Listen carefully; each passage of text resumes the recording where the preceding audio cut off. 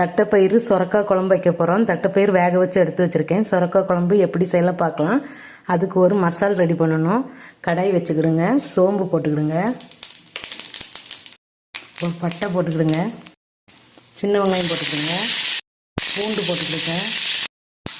தேங்காய் போட்டுக்கிடுங்க. தக்காளி கட் பண்ணி சேர்த்துக்கிடுங்க. போட்டு நல்லா வதக்கிக்கிடுவோம்.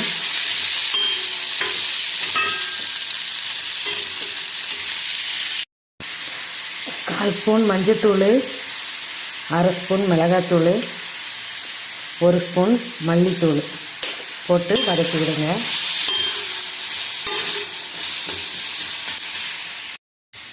நல்லா வதக்கியாச்சு. இதை ஆற வச்சு அரைச்சிட்டு வந்துடலாம். வச்சு இதில் கடுகு போட்டுக்கிடுங்க. சீரகம் போட்டுக்கிடுங்க. நல்லா பொரியட்டும். கடுகு நல்லா பொரிஞ்சிருச்சு. கழுவி சொரக்காய் போட்டுக்கலாம். சொரக்காயோட நம்ம வறுத்தரைச்ச மசாலா போட்டுக்கலாம். கொஞ்சம் தண்ணி ஊற்றி அலசி ஊற்றிக்கலாம். குழம்புக்கு தேவையான அளவு உப்பு போட்டுக்கிடுங்க. உப்பு போட்டு நல்லா கலந்துக்கிடுங்க.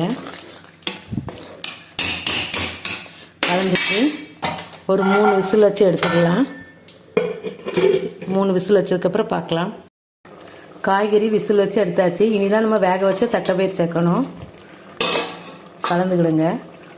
ஏன்னா நல்லா வேக வச்ச பயிறு இன்னும் கொஞ்சம் விசில் போட்டால் குழஞ்சிரும். அதனால தான் காய் வெந்ததுக்கப்புறம் தட்டைப்பயிறு போடுங்க. ஒரு 2 நிமிஷம் அப்படி இருக்கட்டும். குழம்பு ரெடி ஆயிடுச்சு. இனி இறக்கும்போது கொஞ்சம் மல்லி இலை தூவி குழம்பு ஆஃப் பண்ணிடலாம். சூடான சாதத்தில் அப்படி ஒரு கரண்டி குழம்பு ஊற்றி பிசைஞ்சு சாப்பிடுங்க. அவ்வளோ அருமையாக இருக்கும். தட்டைப்பயிறு சொரக்காய் குழம்பு சூப்பராக ரெடி பண்ணியாச்சு. டேஸ்ட்டு பக்காவாக இருக்குது. இந்த வீடியோ பிடிச்சிருந்தா லைக் பண்ணுங்கள், ஷேர் பண்ணுங்கள். புஷ்பா குக்ஸ்க்கு சப்ஸ்கிரைப் பண்ணுங்கள். அடுத்த வீடியோவில் பார்க்கலாம்.